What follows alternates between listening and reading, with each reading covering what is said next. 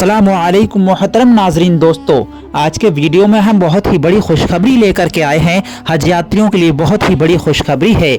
दोस्तों, आप इस वीडियो में बने रहिए और इस वीडियो को पूरा देखिए और इस खुशखबरी को ज़्यादा से ज़्यादा शेयर भी कर दीजिए, जिससे कि आपको सवाब दारैन मिल सके। आइए दोस्तों, वीडियो शुरू करने से पहले दुआ कर लेते हैं। अल्लाह तबारक व तआला आपको और हमें और आपके और हमारे वालिदैन को हाजी और नमाजी बना दे। अल्लाह तबारक व तआला सभी को जल्द से जल्द उम्रा करा दे। दोस्तों, कमेंट सेक्शन में आमीन जरूर लिख दें। न जाने किसके आमीन पर अल्लाह तबारक व तआला हमारी इस दुआ को कबूल कर ले। संख्यक कार्य मंत्री किरेन रिजिजू ने जेद्दा में सऊदी अरब के हज और उम्रा मंत्री तौफीक बिन फौजाल अल राबिया के साथ समझौते पर हस्ताक्षर किए हैं। दोस्तों, भारत ने सोमवार को सऊदी अरब के साथ इस साल के हज को लेकर समझौते पर हस्ताक्षर किए हैं और पिछले वर्ष की तरह इस बार भी 1,75,025 तीर्थयात्रियों का कोटा तय किया गया है। प्रधानमंत्री नरेंद्र मोदी ने दोनों देशों के बीच इस समझौते का स्वागत किया है और कहा कि सरकार भारतीय हज यात्रियों के लिए बेहतर अनुभव सुनिश्चित करने के लिए प्रतिबद्ध है। अल्पसंख्यक कार्य मंत्री किरेन रिजिजू ने जेद्दा में सऊदी अरब के हज और उम्रा मंत्री तौफीक बिन फौजान अल राबिया के साथ समझौते पर हस्ताक्षर किए हैं। रिजिजू ने एक्स पर पोस्ट किया, सऊदी अरब के हज और उम्रा मंत्री तौफीक बिन फौजान अल राबिया के साथ हज समझौते 2025 पर हस्ताक्षर किए गए। हज 2025 के लिए भारत से 1,75,025 तीर्थयात्रियों के कोटे को अंतिम रूप दिया गया। अपने सभी हज यात्रियों को सर्वोत्तम संभव सेवाएं प्रदान करने के लिए प्रतिबद्ध हैं। उनका कहना था, सऊदी के हज और उम्रा मंत्री के साथ बैठक में हमने हज 2025 से संबंधित महत्वपूर्ण मामलों पर चर्चा की और भारतीय तीर्थयात्रियों के लिए इस हज यात्रा के अनुभव को और बेहतर बनाने के उपायों पर विचार किया।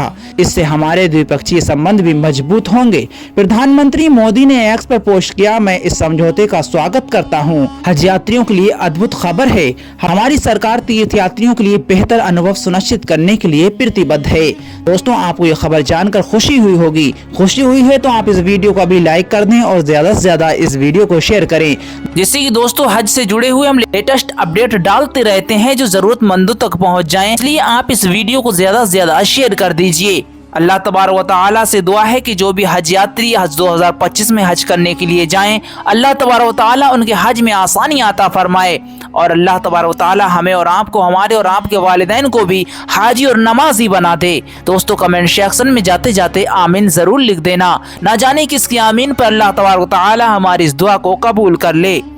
2025 की हज यात्रा के लिए कोटा 70% हज समिति को मिलेगा, जबकि 30% कोटा निजी हज समूह आयोजकों को दिया जाएगा। पिछले साल 2024 में हज समिति 80% और निजी आयोजकों को 20% कोटा मिला था। 2025 की हज नीति के तहत सबसे पहले 65 साल और उससे ऊपर की आयु के तीर्थयात्री, फिर बिना महरम की महिलाएं और अंत में सामान्य श्रेणी के लोग प्राथमिकता से यात्रा करेंगे। ऐसा मीडिया रिपोर्ट के अनुसार जानकारी दी जा रही है। दोस्तों, हज यात्रा क्या है, हज यात्रा मुसलमान क्यों करते हैं, हज यात्रा के बारे में पूरी जानकारी आप इस वीडियो में जान लीजिए। दोस्तों, अल्लाह तबारक व तआला ने हज हर मुसलमान पर फर्ज कर दिया है। हज उसी पर फर्ज है जो हज करने के लिए इताअत रखता है, यानी कि इतना पैसा, माल और दौलत रखता है और तंदुरुस्ती रखता है। हज करना उसी पर फर्ज है और जो हज करने की इस्तिताअत नहीं रखते हैं उन पर कोई फ़र्ज नहीं है।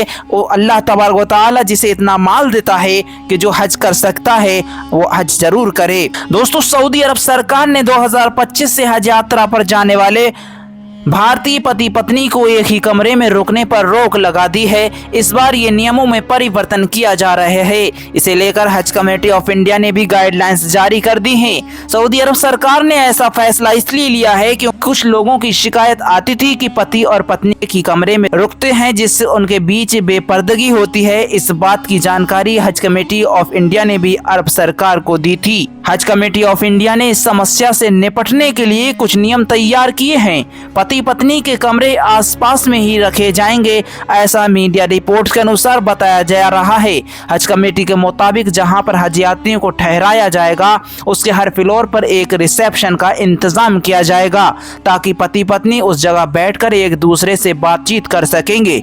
इससे पहले केवल भारतीय पुरुष और महिला को ही सऊदी अरब में हज यात्रा के दौरान एक कमरे में रहने की अनुमति मिलती थी। दुनिया भर के दूसरे देशों से आते थे जो हाजी लोग, उन्हें पति पति पत्नियों को अलग अलग ही कमरे में रखा जाता था। भारत को ये छूट इसलिए दी गई थी क्योंकि भारत से हज यात्रा पर जाने वाले अधिकतर लोग कम पढ़े लिखे और ज्यादा उम्र के होते थे, इसलिए उन्हें ये छूट दी गई थी। उन्हें एक ही कमरे में रहने की छूट दी गई थी, लेकिन अब उनके लिए भी ये छूट को बंद कर दिया गया है। अब उन्हें एक कमरे में रहने पर पाबंदी लगा दी गई है। तो जो भी इस बार हज करने के लिए जा रहे हैं उन्हें इन एहतियातों को बरतना है, ठीक से हज करना है और उन्हें जो हज इंस्पेक्टर उनके साथ में होंगे खादिमुल हुज्जाज जिन्हें पहले कहा जाता था, उनसे सारी जानकारी ले लेना है, सारी नॉलेज ले लेना है, जिससे कि आपका हज सही तरीके से हो जाए। अल्लाह तबारक व तआला आपके हज को कबूल फरमाए। कमेंट सेक्शन में आमीन ज़रूर लिखें।